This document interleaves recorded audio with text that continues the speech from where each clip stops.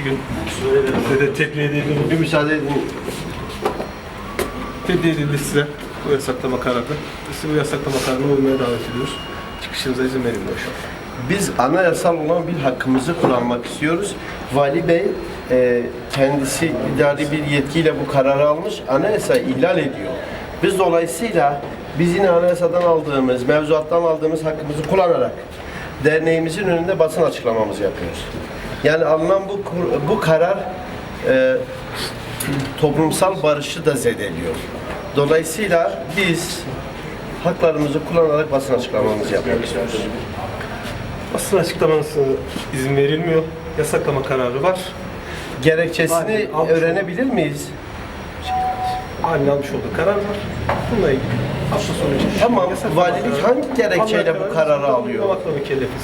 Ya biz sizi anlıyoruz ama valiliğin aldığı bu kararın bir gerekçesi yok mu? Yani biz sizi bu gerekçeyle Türkiye Cumhuriyeti'nin vatandaşlarını, bu ülkenin en büyük insan hakları derneğinin üyelerini, yöneticilerini bu gerekçeyle biz ifade özgürlüğünü kullandırmıyoruz şeklinde bir gerekçe sunması gerekmiyor mu acaba? Hamdi Bey yazılı karar var. Okumuşsunuzdur.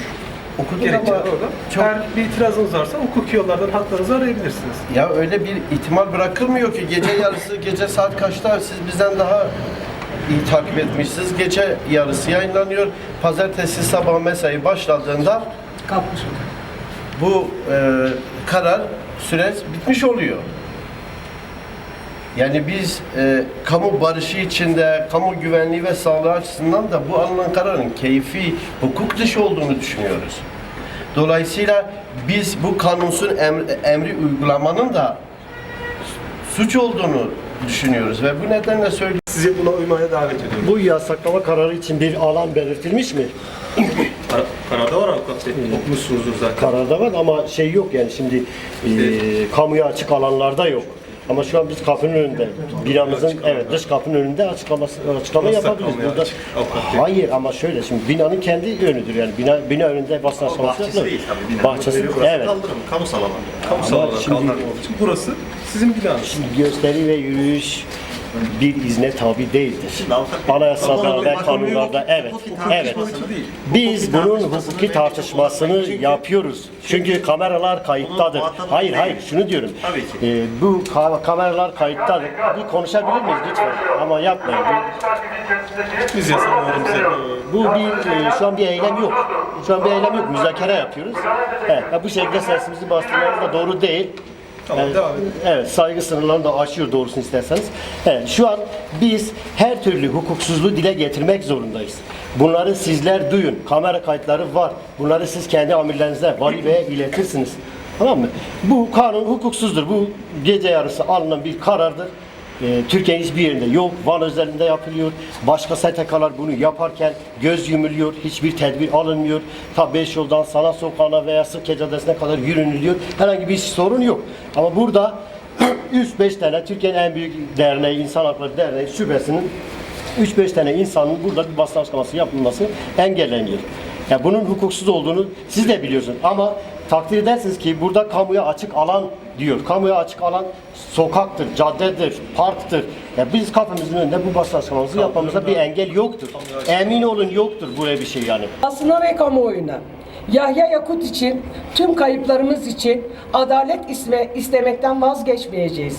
Türkiye'de yüzlerce insan ve devlet politikasının sonucu olarak gözaltında kaybedildi. Gözaltında kaybetmeleriyle ilgili başvuruların büyük bir kısmı soruşturma ve yargılama konusu olmadan kapatıldı. Şeklen soruşturma yapılanlar ve dava açılanların neredeyse tamamında zaman aşımı ve beraat kararları verilerek süreç cezasızlıkla sonuçlandırıldı.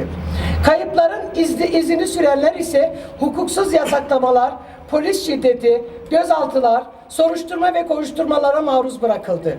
965. haftamızda devlet bize tüm kapıları kapattı.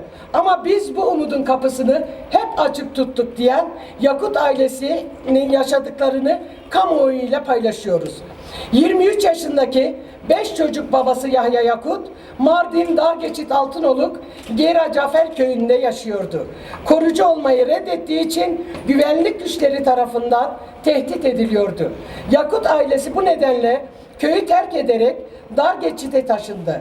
Yahya Yakut, köyündeki geçim olanaklarından mahrum kalan ailesinin geçimini sağlayabilmek için Konya'da inşaat işinde çalışan akrabalarının yanına gitmeye karar verdi. 5 Eylül 1993 tarihinde Konya otobüslerinin kalktığı Midyat otogarına gitmek üzere evden çıktı. Yahya Yakut, Midyat'a gitmek için bindiği dolmuş yol güzergahında 2 kez korucular tarafından durduruldu ve tüm yolculara GBT işlemi yapıldı.